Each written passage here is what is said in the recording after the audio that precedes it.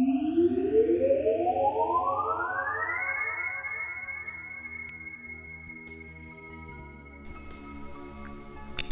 again! It's been a while since I've really dug deep into what's going on with Saorsa itself. So, today's episode will focus specifically upon the design process that went into the dragons of Saorsa, to give an example of how they were created and what the goals were for the mechanics and such. So, let's dig right into making dragons. Wait, dragons, I mean, whoosh. Anyway, first off, I wanted to add dragons as a playable species primarily because I wanted a species that really was heavily invested into combat. Some players really do just like to beat the crap out of stuff, and while there was an apex predator species already in the game, two actually, there were ones that worked on pure physical strength for one of them, and the other worked on stealth and agility primarily. The dragons represent raw physical power laced with magical capability and strong defenses. Metaphorically speaking, a triumvirate of what rules combat. Now there's a few issues with this that crop up immediately. How do you make a combat-focused species that still has a personality to them? How do you keep them balanced? How do you make them sound awesome while accepting that they have to be held in check by game mechanics so that they aren't broken? How do you even balance offense, defense, and magic? How do you make them unique instead of just generically the same as other dragons in other games? I mean, these are dragons. Dragons are awesome. You don't screw with dragons. You have to make the dragons awesome. So, well, there's a lot of good questions there, and that's why the dragons took over a month to finish building them. Fortunately, each was able to be solved eventually, so let's see how this was done. First and foremost, the dragons had to have this sense of earned arrogance, where they can be a bit prideful and actually deserve to feel such. Other species are lesser species to theirs, and the dragons are acutely aware of their place in the food chain, at the very top. See, I rather liked dragons in Shadowrun. They're what dragons should be.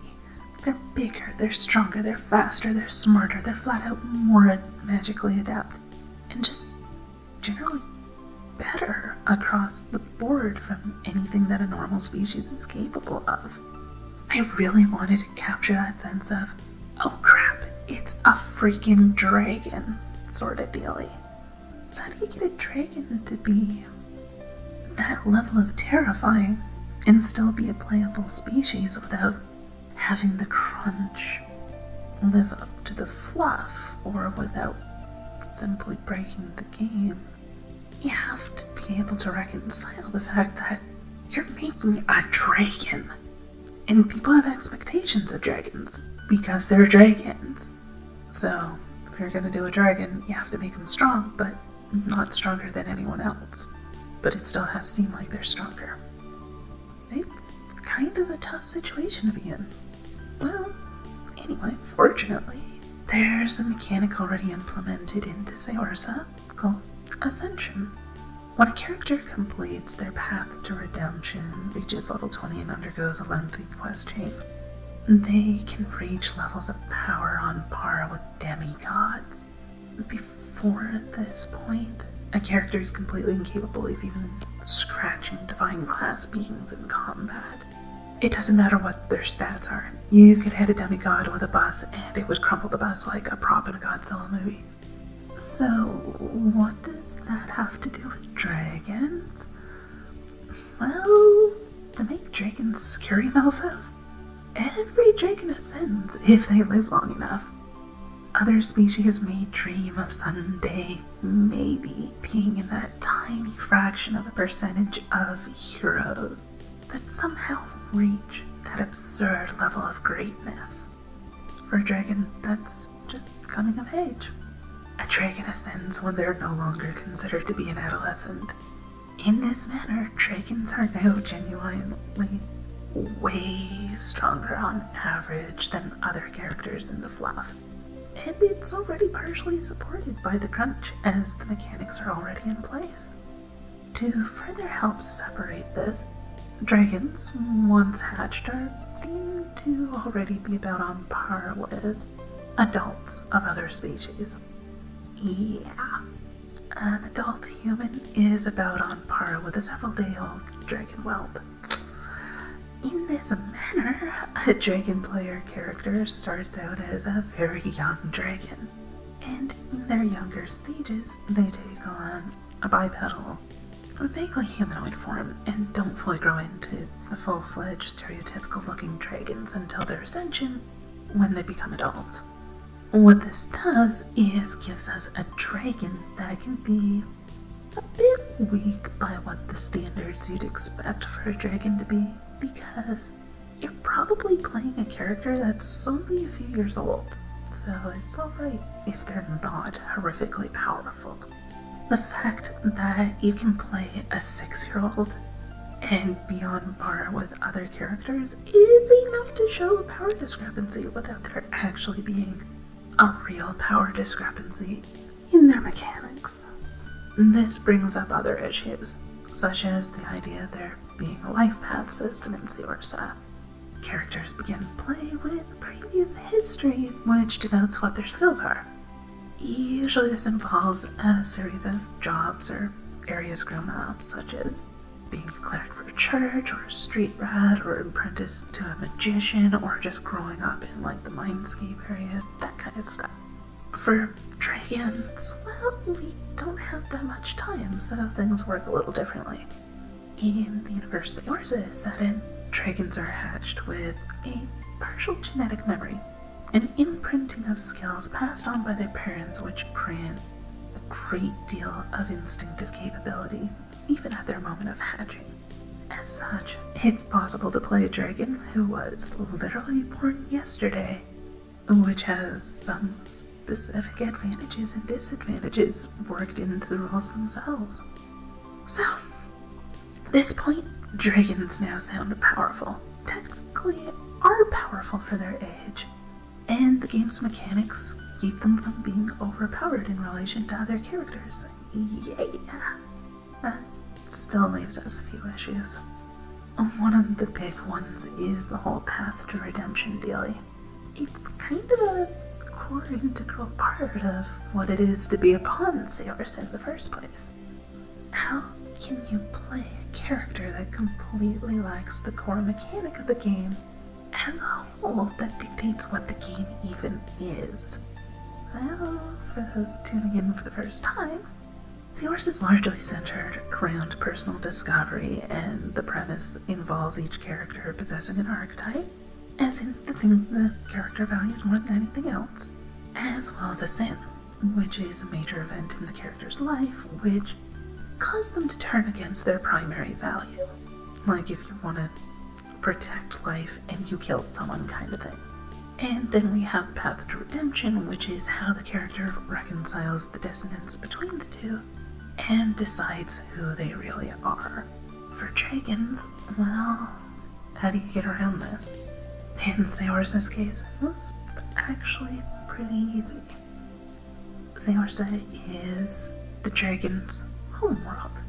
There's dragons all over the various worlds in the universe, but they originated upon Saorsa itself before the planet was even called that. In fact, that's a large part of the reason of why the game is set on Saorsa is because it was the dragon homeworld. For their part, the dragons already held a very strong belief that they need to prove themselves and learn who they are as individuals, as it's one of the greatest strengths one can possess, and a dragon who doesn't strive to be the greatest and most powerful out there is hardly a dragon at all. As such, built into their very special psyche is the need to undergo this very similar process to a similar extent to how humans require physical contact with one another, or they start going insane in a very bad way, and that's kind of a universal trait. So, to help with this, the idea of dragons being arrogant then showed up and lent a helping hand. Dragons are, shall we say, very self-dependent. They don't like being incapable of carrying their own weight, so to speak. It doesn't mean they won't accept help, but it does mean they have a driving need that if they're going to have help, that the dragon put in at least as much effort and devotion as everybody else combined who's helping them. Dragons in Saorsa simply need to continually prove they're worthy of being a dragon on a very instinctual level. How this helps is that the dragons all come equipped with an innate sin, their personal pride, which continually threatens to overshadow all they do. It's paramount to a dragon to retain a grip on reality and realize they aren't godlike yet. They have to earn that position.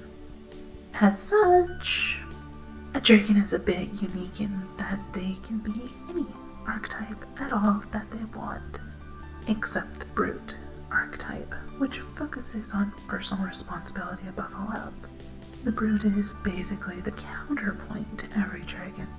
No matter how noble they may try to be, there's always a nagging need to stick their nose up at others, or bask in their own personal glory, while sacrificing their dreams in the process. As such, it's a constant internal struggle dragons must learn to master before they can ever hope to ascend to become a true adult. Now this is a bit more restrictive than any of the other species in the game, but there's a reason for it.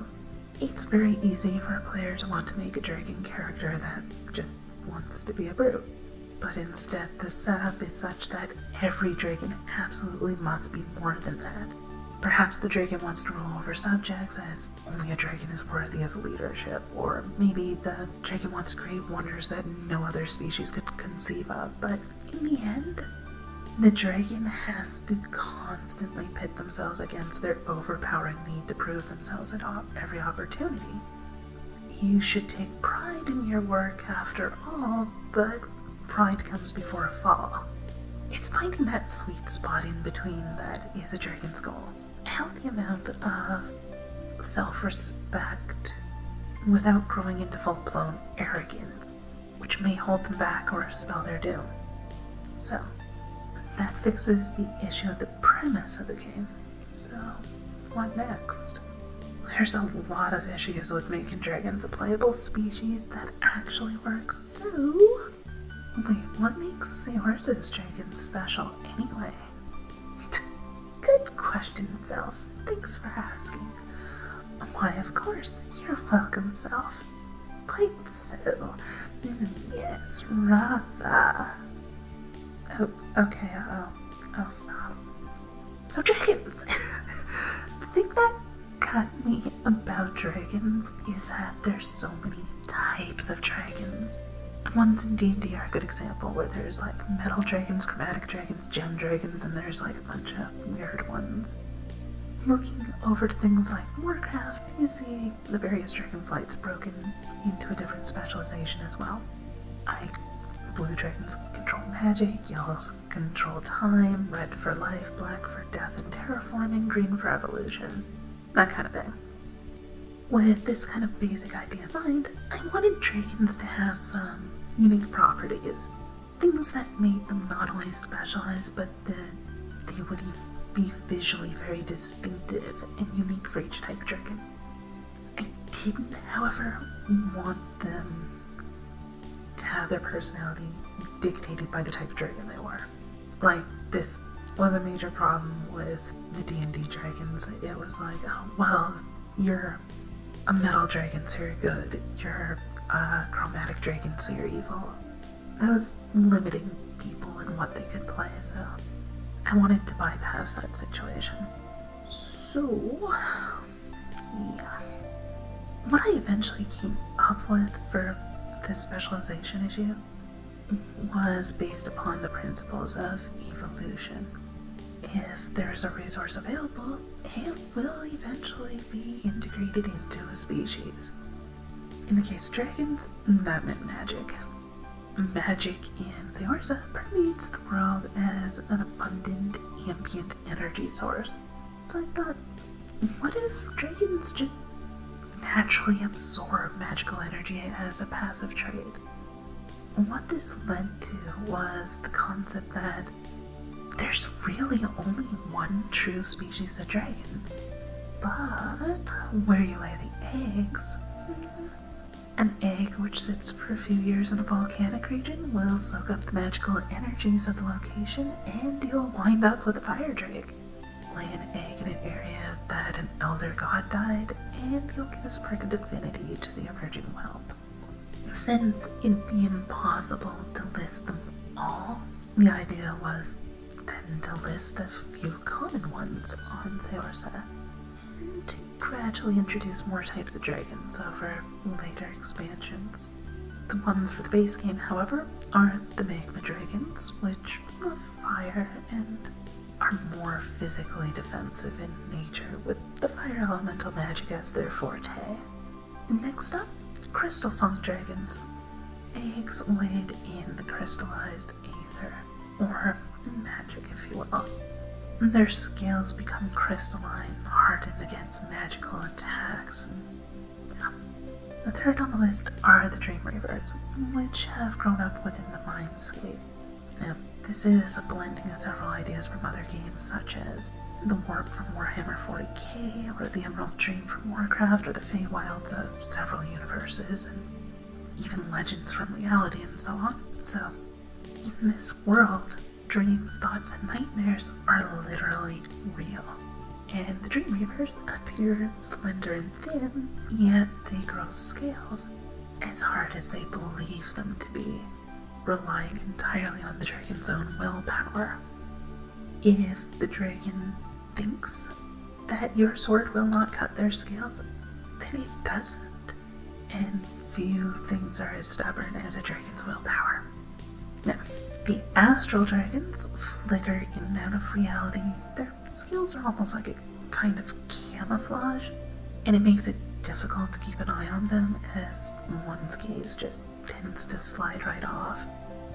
Those dragons are more used to being stealthy predators than the more brute force ones. Finally, the Frostburn dragons are from the Arctic regions of Saorsa and are kind of what you'd expect a polar bear to be in comparison to a brown bear. They're bigger, they're meaner, and well suited to harsh Arctic climates. So, anyway, the thing you'll notice of each of these dragon types is that each has a different focus in their mechanics, allowing for players who want to be a dragon to have various stat changes, while still retaining the personality of a dragon in general. In this way, someone who plays a dragon doesn't risk quite as much falling into a stereotype about green dragons act exactly this way, because no, they don't. They're all dragons and act like every other dragon does. The difference is because of the individual, not their appearance. So, dragons are dragony, which means you can play any dragon type you want and still be a dragon. So, we have types of dragons that don't harm role-playing, but allow characters to do what they want with their dragon for the most part. This extra versatility in this respect is also partially needed to make up for the limitations on the player's sin, where other playable species don't have to worry about that issue. You may also note I've been saying species instead of race. The dragons are very much so a distinctly different species, not just a different race of human. This can be seen in a lot of the other mechanics, such as the ability to fly, to breathe energy weapons, and so on, but the senses of a dragon are more acute as well, and in particular, let's think of the thought of Snake's method of tasting the air with their tongue. And I had a similar idea. What if dragons could literally taste magic? Like, seriously, a dragon can flick their tongue out and taste the ambient etheric energy, pointing them towards sources of food, such as a ley line, for example, or a magic-based creature to feed on, because they need to have more than just meat in their diet. If it's a creature, it has to have some magical aspect to it as well, so they can feed on that. Particularly skilled dragon tasters can even learn to hone their sense of taste to the point where they could lick an enchanted object and taste the type of enchantment upon it, as it has its own distinctive flavor.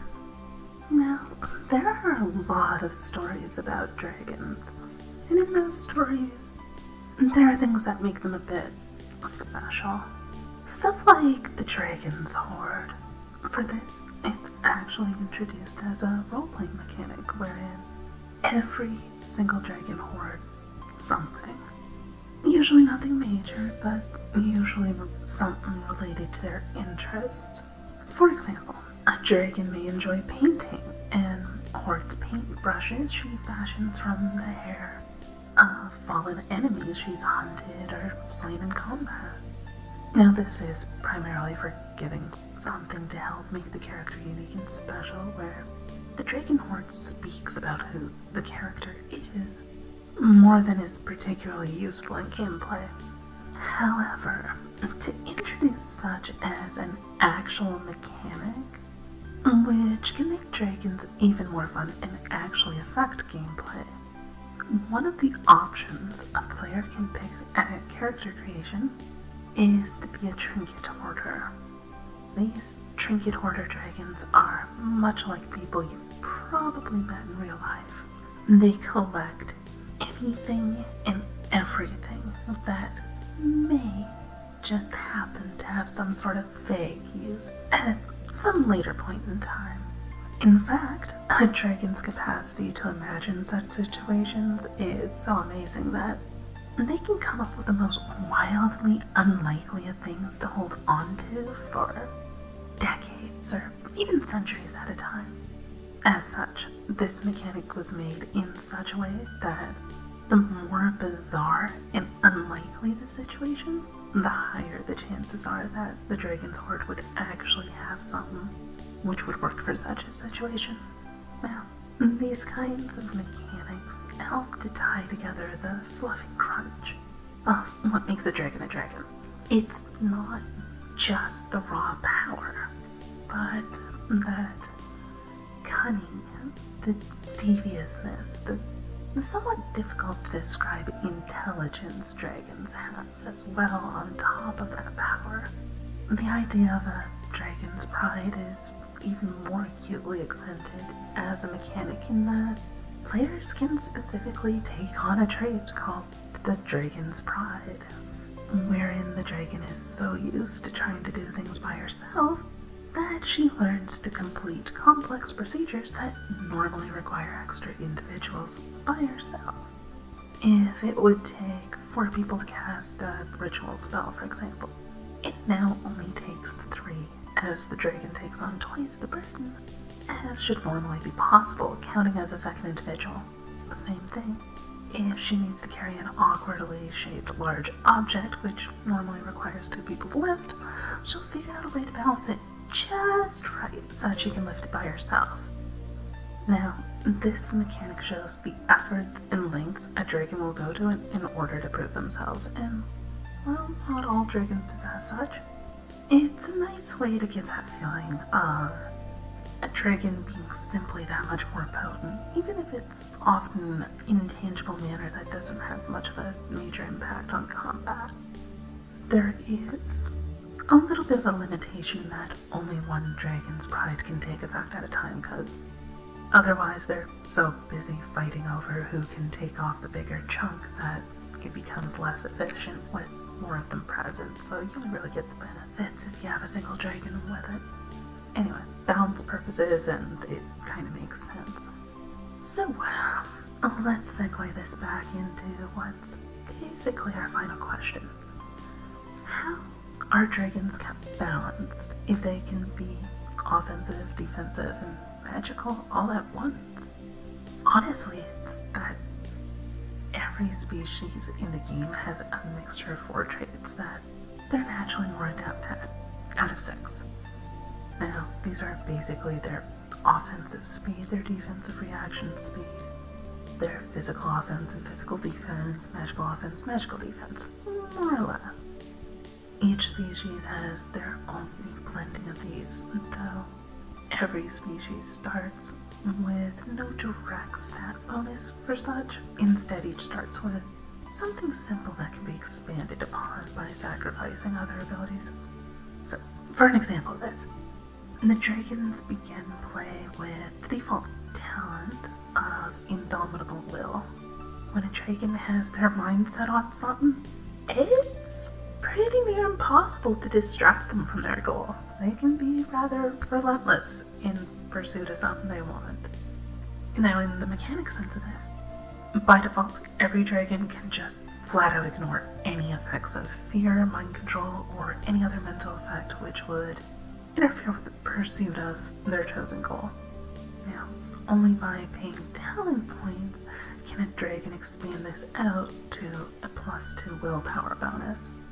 Since the cost of such is high enough that a player can only pick 2 stat bonuses and not much else, the player can't pick all 4 areas the dragon's good in, nor can they even pick any raw stat bonuses without sacrificing other more unique dragon-ish advantages, like stronger breath weapons, innate attunement to fire magic, upgrading their capacity to glide into full-on flight, stuff like that. Like, if you want stats, you're sacrificing what makes you unique as a dragon. So, anyway. Dragons therefore have smaller, latent aspects to them which sure they can be a powerful predator, but they can't have it all when it comes to the specialized aspects. Thusly so, the dragon feels powerful, yet is capable of remaining balanced and not forcing players to pick a dragon just because they want a bonus to strength and vitality, for example, since several of the races have that pairing available and expressed in different ways for the latent versions and such. In any case, that's some of the reasoning that went into creating the dragons for Saorsa, and how those ideas were converted into mechanics, both for role-playing and the more crunchy parts of the game. So yeah, that's basically it. Standard stuff here, blah blah. Please consider supporting my Patreon if you like the videos and where the game's going, and of course, if you want to play a freaking dragon. There's other stuff to do here too, but whatever, I don't know, subscribe or like or something like that. You know what to do, which is great because I don't. I will say one thing though, other than see you next time, and that one thing is